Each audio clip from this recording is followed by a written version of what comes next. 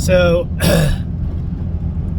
been thinking about this a lot, and as my trust in government over the last 10 years has really, a little bit longer than that, but really it's just, I'm very much becoming an anarchist in my thought process.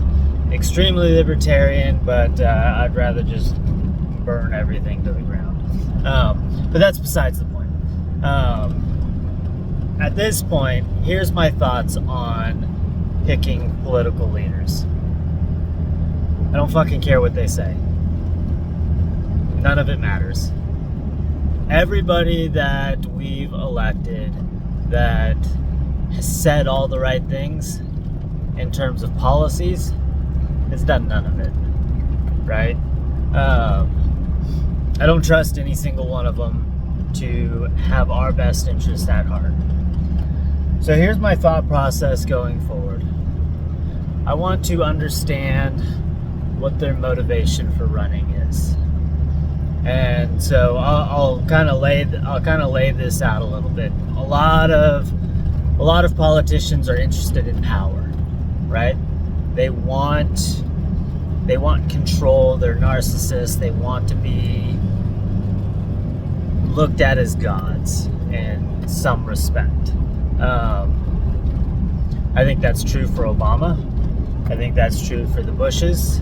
I don't really remember Clinton that much, but I think that's probably partially true with him in terms of, I don't know. Maybe that was a Hillary thing, because I feel like it's really Hillary that is in control of that entire deal.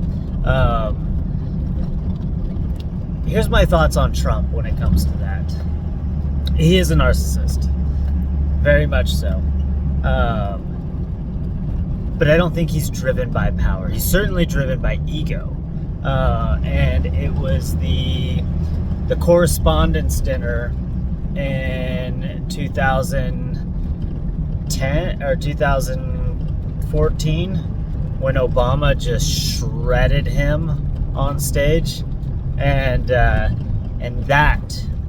to me was what Trump's driving fuel for becoming president actually was. He wanted to prove Obama wrong, right? Obama went on Jimmy Kimmel or fucking one of those night shows, and one of the things that he said was one of the tweets was, Obama will go, I think Trump said this, Obama will go down as the worst president in history, and Obama says, at least I'll go down as a president. And so anyways, so Trump was fueled by that.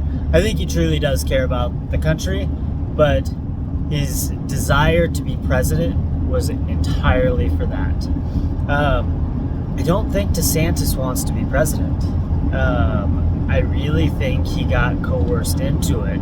I think that if you watch his policies and you watch his stance, I think that he got pushed into it to try and combat Trump. It's just not in his character.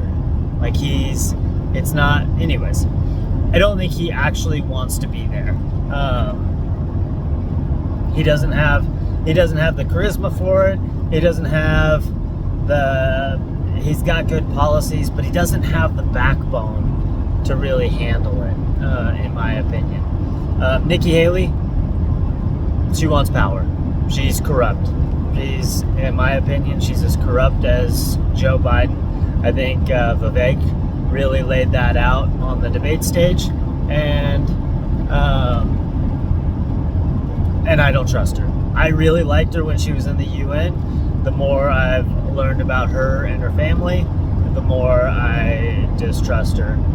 And I'm very much a anti-interventionist at this point. And that's a shift just in the last 3 years, honestly. When everything kicked off with Ukraine and Russia, you can ask anybody that was around me then, I was very much, I want to go fight. I have this desire in me of protecting those that can't be protected, or that can't protect themselves. I have very much a sense of duty to this country. Those are things that are built in me that are internal struggles at this point. But today I am very much anti-interventionist. I want to protect America, but we do not need to be going and fighting wars all over the place. The last thing, so Vivek is another one that's running, and I really like him. Again, I think policy-wise he hits the policies that I like for the most part. However, what is his self-interest? I think his self-interest derives on an ego also, because he watched this woke agenda completely rip him out of his company that he built. He had started that pharmaceutical company, which a fascinating development if you want to understand how the pharmaceutical industry works. It sucks for scientists, and he built his company on a way to allow the scientists to take all of the upside in the process as well, which is why he was. Anyways, I don't need to go into his company. BLM, George Floyd, that whole thing comes around. This story has gone around a ton on him stepping down from the company that he built, and because of this woke agenda, because they had people going after his board members for not falling in line with the entire BLM movement. That's why he started his company, Roivant, which is an asset managing fund firm that really pushes back against companies like BlackRock and State Street and Vanguard and all of those companies. So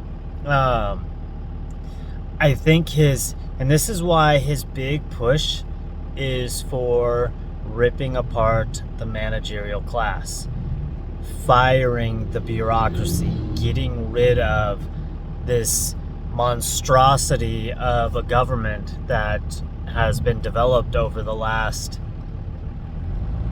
60, 70, 80 years. Again, I do think that he values America. I think that he for sure wants to do what's best for America because of what he's been able to build here. But when I'm looking at his motivations for running, this is what I get out of it, is he wants to go after BlackRock, Vanguard, State Street, all of these woke companies, and just tear them to pieces. And in my book, if that's why he's running and that's his agenda, I'm 100% okay with that, because that only makes this country a better place, a more functional society.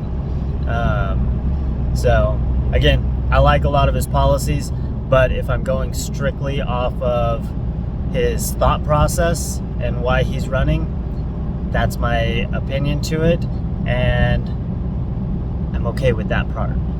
So anyways, that's it. I was just trying to put my thoughts. It's just kind of a thought that I was thinking this morning as I was driving, and I just wanted to kind of put it out there. Have a good day.